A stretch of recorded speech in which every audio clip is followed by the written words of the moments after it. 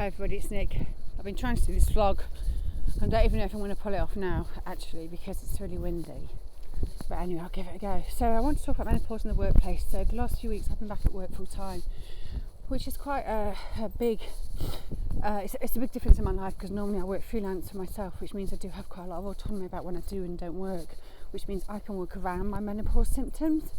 But when you're committed to working full time, you have to work with them rather than around them. And I wanted to share some observations which hopefully will help other women, because now I have more insight into menopause in the workplace, because I've been one of those women, but also to people supporting. I think there's a general desire to support women.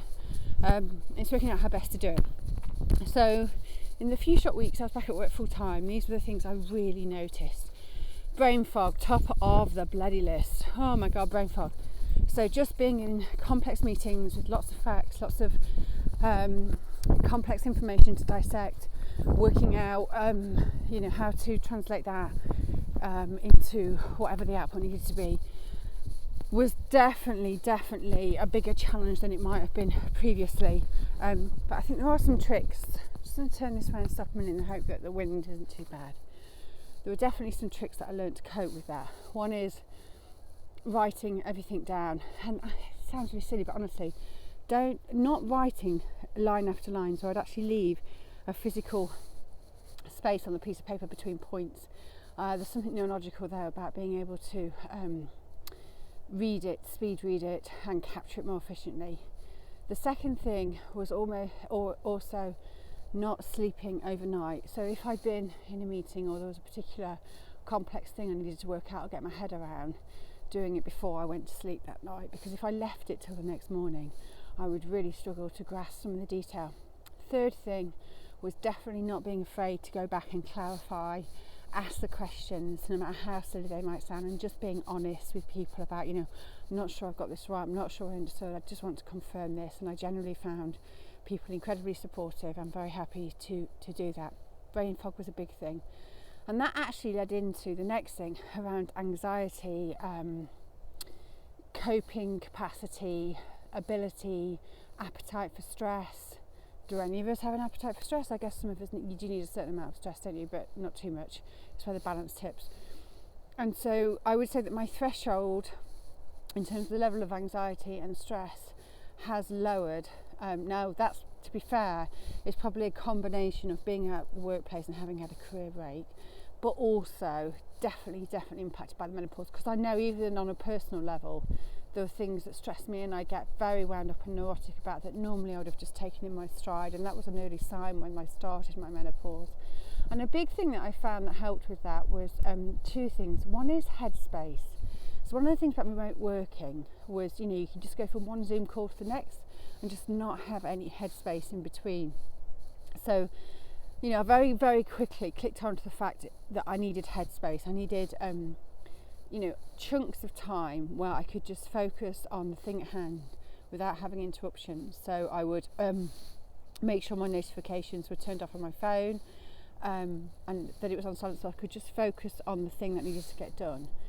And the other big thing was also having people you could turn to, a real safe space.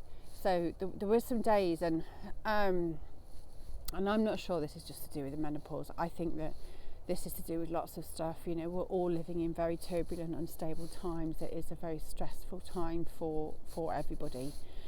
I think as ever, the menopause amplifies that tenfold at least.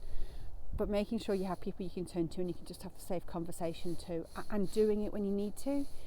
So, I was really blessed. There was one colleague in particular who came on to work with me. We know each other very well, and I was able to turn to that person, not just because it was a work call, but because I just needed to be able to turn to somebody and honestly, I remember one of those calls, we weren't even having a conversation about anything specific. There was no solution or anything. I just needed a safe space and just to download and just to really let things flow. So I definitely found that a really big deal.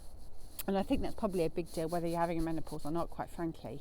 And I know that we talk about getting people to reach out, and I thought about that, and I thought, well, I'm not afraid to do that. I feel psychologically safe pretty much wherever I am to do that, but I know it's not the same for everybody else, because I'm not building this big career. I'm looking for intellectual stimulation, and I want to make a difference. I'm looking for intellectual stimulation, but my career isn't on the line here.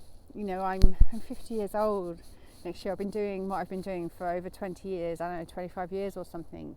I want to do it because it's of value and it's enjoyable and I can help people. But I guess one of the things which I do love about the menopause is honestly, you just don't give a shit about the small stuff anymore, which is a slight paradox when you talk about anxiety and neurosis, I know, but anyway, that's just the way it is. So yeah, I think, being in a culture where not only you're able to have that safe place for somebody else, but other people can maybe spot it in you as well.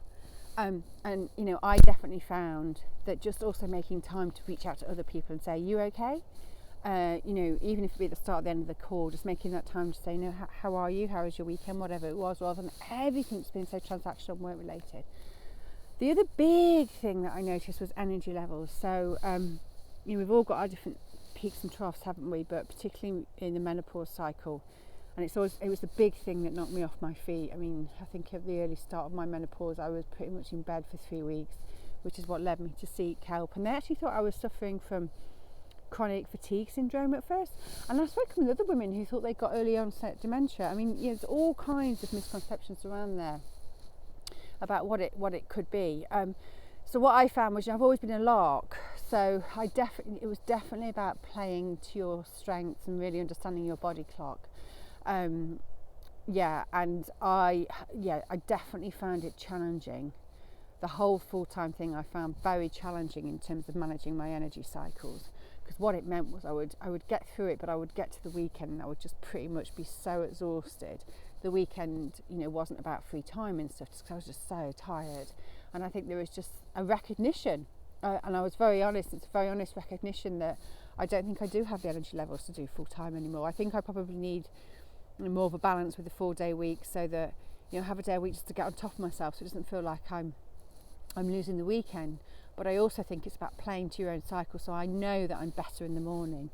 So particularly when I'm working, and it doesn't stress me to get up at 5. I'm quite happy to get up at 5 because my brain is very active, because I know by 3 or 4 in the afternoon my brain is just not as sparky, it's just not as creative, it just won't do the same quality work. So therefore I make sure I do the hard stuff, the tricky stuff, the stuff that really needs my full brain focus when my energy levels play to, which is in the morning. So there are a few observations that I made. I think many more to come. Now I've kind of just taken a step back and time to reflect. So what can we do to help women in the workplace when it comes to the menopause? So I don't